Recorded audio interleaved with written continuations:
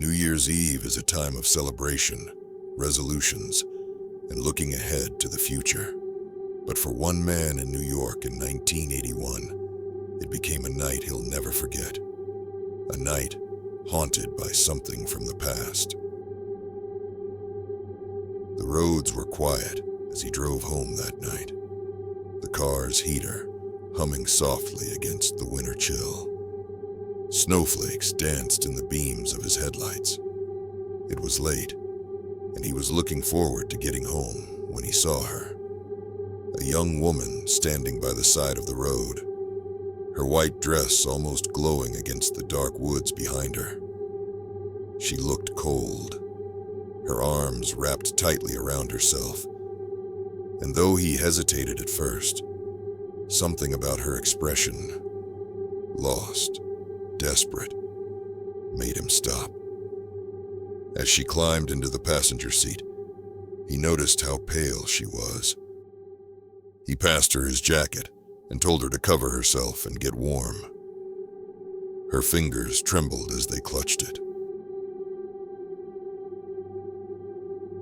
He tried to make conversation, but her replies were brief, distant. She seemed distracted, like her mind was somewhere far away. She said very little, just that her name was Joanne, and giving him an address a few miles away. Finally, they reached the small house she had mentioned. The porch light was off, and the windows were dark. She stepped out, whispered a soft thank you, and disappeared into the shadows. It wasn't until he was halfway home that he realized she still had his jacket. Annoyed, but determined to retrieve it, he turned back and knocked on the door of the house. An elderly woman answered, her face kind but puzzled, as he explained why he was there. "You must be mistaken," she said, her voice trembling slightly. "There's no one here but me. My daughter. She passed away years ago, on New Year's Eve." The man felt a chill creep over him as she described her daughter, right down to the white dress she'd been wearing when she died in a car accident on the very road he had driven that night. Overwhelmed, he apologized and left. A week later, still shaken by the experience, he visited the local cemetery, hoping to find some closure. There, among the snow-covered graves, he saw it, his jacket, neatly draped over a gravestone. The name carved into the stone, Joanne, the name of the young woman he had picked up that night.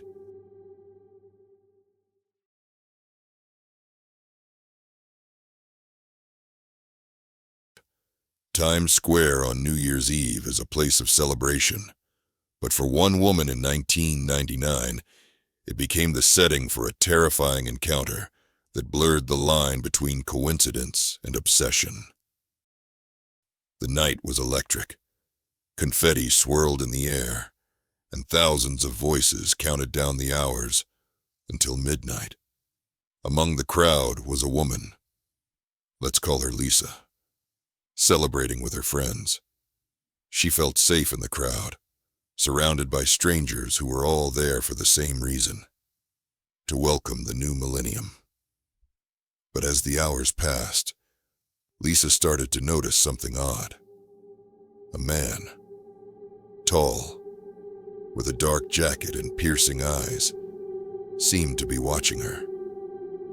At first, she brushed it off as paranoia. After all, Times Square was packed, and it was easy to feel watched in such a crowd. But every time she turned around, he was there, standing just far enough away to avoid suspicion. As the clock struck midnight and the crowd erupted in cheers, she lost sight of him. Relieved, she tried to focus on the celebration. but the uneasy feeling lingered. It wasn't until she and her friends decided to head home that she truly felt safe again. Or so she thought. When Lisa got back to her apartment, she noticed something strange. The door, which she had locked before leaving, was slightly ajar. Her heart raced as she pushed it open, scanning the dimly lit space. Nothing seemed out of place until she saw the bedroom. The bed was perfectly made, even though she'd left it unkempt that morning, and on the pillow there was a note. "See you next year." The man was never caught. To this day, Lisa wonders how he got into her apartment, or if he's still watching.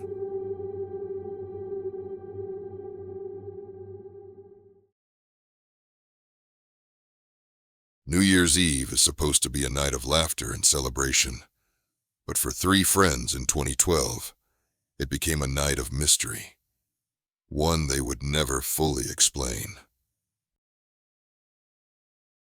It started innocently enough. Katie, Mark, and Sarah were looking for something fun to do when Katie got a message on social media. It was from a guy named Alex, someone she had met briefly at a party months ago.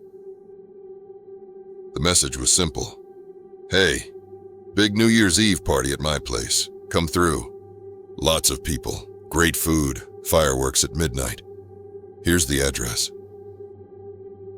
Katie was excited, and the others agreed to go. They dressed up, grabbed a bottle of champagne, and set off into the chilly December night.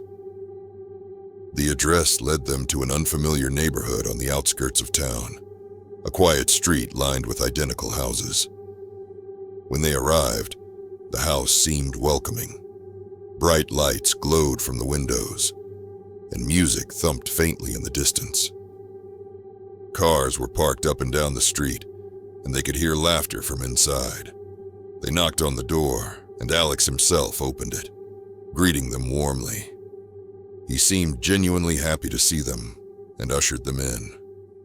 Inside, the party was lively. People were talking, laughing, and dancing. There was a spread of food on the dining table and a stack of drinks on the counter. Everything seemed perfectly normal. As the night went on, Katie noticed something strange. While there were a lot of people at the party, no one seemed to know Alex very well.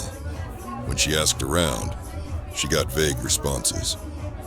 "Oh, I think he's a friend of a friend," or "I just saw the invite online." At one point, Sarah realized they hadn't seen Alex in over an hour. The three of them decided to find him to thank him before they left, but he wasn't in the living room, or the kitchen, or anywhere else. Then Mark noticed something even stranger. The family photos on the wall didn't show Alex at all. They showed an older couple and two young kids. It was their house, not his. Panic set in. Who was Alex, and where had he gone? They grabbed their things and left quickly, but as they stood outside, they noticed the house had gone dark. The music, the laughter, the lights, everything had stopped. The next day, curiosity got the better of Katie, and she decided to look up the address. What she found chilled her. The house belonged to a family who had died in a fire years earlier on New Year's Eve. The name Alex didn't match anyone associated with the property. To this day, Katie, Mark, and Sarah don't know who Alex was or how he had invited them to a party that seemed to vanish as quickly as it appeared.